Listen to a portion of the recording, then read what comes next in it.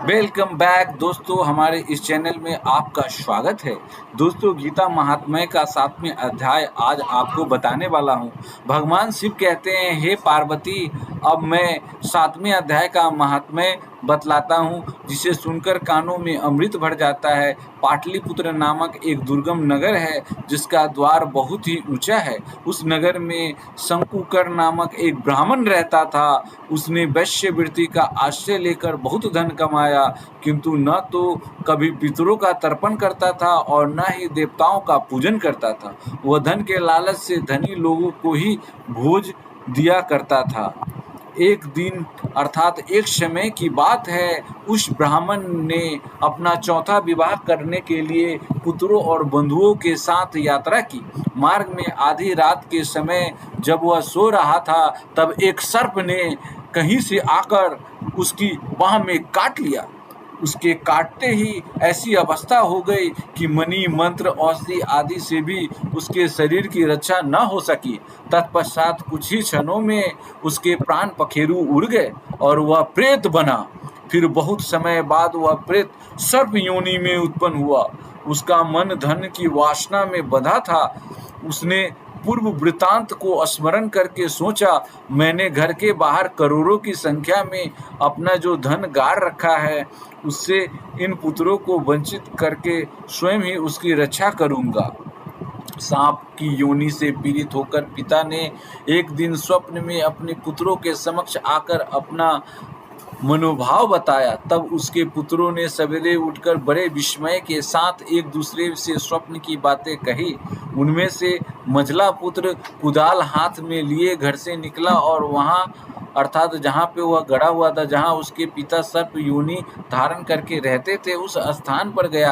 यद्यपि उसे धन के स्थान का ठीक ठीक पता नहीं था, तो भी उसने चिन्हों से उसका ठीक निश्चय कर लिया और लोभ बुद्धि से वहां पहुंचकर बिल को खोदना आरंभ किया। तभी एक बड़ा भयानक सांप प्रकट हुआ और बोला, रे मूर्ख, तू कौन है?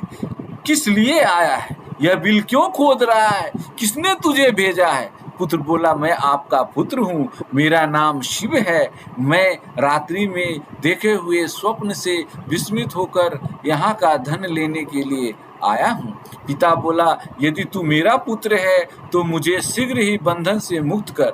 मैं अपने पूर्व जन्म के गाड़े हुए धन के लिए सर्प योनि में उत्पन्न हुआ हूँ। पुत्र बोला, पिताजी, आपकी मुक्ति कैसे होगी, इसका उपाय मुझे बतलाइए, क्योंकि मैं इस रात में सब लोगों को छोड़कर आपके पास आया हूँ। पिता बोला, बेटा, गीता के अमृत रूपी 7वें अध्याय को छोड़कर मुझे मुक्त करने में तीर्थ, दान, तप और यज्ञ भी समर्थ नहीं है।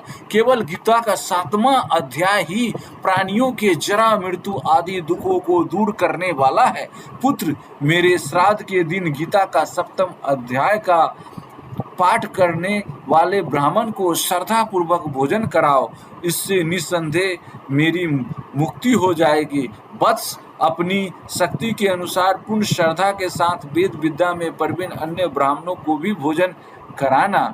सर्प योनि में पड़े हुए पिता के ये वचन सुनकर सभी पुत्रों ने उसकी आज्ञा अनुसार तथा उससे भी अधिक किया।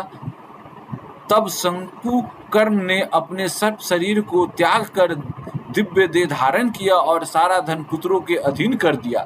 पिता ने करोड़ों की संख्या में जो धन उसमें बांट दिया था, उससे वे पुत्र बहुत प्रसन्न हुए। उनकी बुद्धि धर्म में लगी हुई थी, इसलिए उन्होंने बावली, कुआं, पोखरा, यज्ञ और देव मंदिर के लिए उस धन का उपयोग किया और धर्मशाला भी बनवाई। तत्पश्चात 7वें अध्याय का सदा जप करते हुए उन्होंने मोक्ष प्राप्त किया। श्री महादेव जी पार्वती जी से कहते हैं, यह तुम्हें 7वें अध्याय का महात्म्य बतलाया, जिसके श्रवण मात्र से अर्थात सुनने से ही मानव सब पापों से मुक्त हो जाता है। तो मित्रों, जब भी आपको मौका मिले, समय मिले, तो कम से कम भगवत गीता का 7वां अध्याय का श्रवण करें या सुने, पढ़े या किसी से सुनने की चेष्टा करें। आजकल यूट्यूब चैनल पे अनेक गुरुओं ने गीता का महात्म्य, भगवत गीता का अध्यायों का वर्णन हिंदी, संस्कृत, इंग्लिश सब में कर रखा है। इसलिए मौका मिले तो आप वहाँ से भी सुन सकते हैं, समझ सकते हैं।